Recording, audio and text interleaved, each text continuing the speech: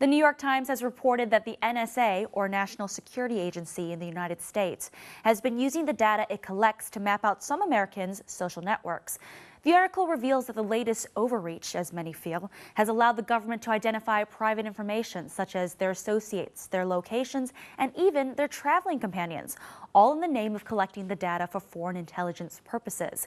The Times, citing documents given by whistleblower and former NSA systems analyst Edward Snowden, said the NSA began allowing the analysis of phone calls and email logs back in 2010 to scrutinize individuals' connections.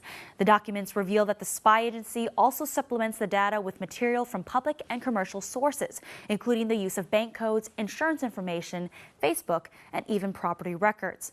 The tactic effectively creates a contact chain, tying directly or indirectly individuals to a person or organization overseas who is of foreign intelligence interest. This is done by linking phone numbers and emails. Let's turn to Weibo to hear how Chinese users react to this news. I think in the future, NSA can provide new services based on this map. Whenever an individual in the U.S. can't find an old message stored on their computer or can't remember their friends' old phone numbers, they can just directly contact the NSA and let them help. After all, they have such a big data map. Yes, I agree with it. I think the NSA should cooperate with the IRS on monitoring Americans who have a lot of assets overseas. I think with this map, the monitoring would become easier. This world is scary. In the future, with all these technological advances, even people's thoughts might be monitored. Or perhaps the government could control your thoughts and tell you to avoid crime. I'm really shocked about this news. How could the American government do such a thing? But when I think about it, I think maybe for the average Joe, it's not such a big deal. What can they really do with my chat records? And what could they do even if they knew who I hated or liked? I think these actions only work when monitoring criminals. Don't blame the U.S. too much, since I believe there are many other countries' governments who also do similar things. But the point is whether you know it or not. In China, we don't even need a spying system.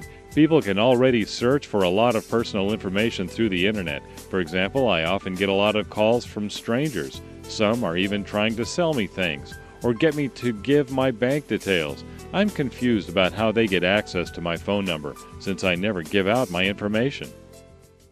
While China is among other countries looking to beef up their own tech industries, the move has certainly sped up in light of the NSA revelations. The Atlantic addressed the issue recently with a report on Beijing's domestic cybersecurity industry. It cited a recent conference held in the capital where internet security provider NetEase CEO Tony Yuan compared the U.S. and China's cybersecurity industries. Yuan says that China will face at least three key problems in dealing with cybersecurity. One is the lack of laws over the issue. The second is investment. Yuan says the U.S. government spent $6.5 billion on security, while China, on the other hand, spent only $400 million. The third, he said, has to do with entrepreneurship. Yuan believes that the barriers to enter the sector are too high, with the barrage of required certificates and government regulations discouraging startups.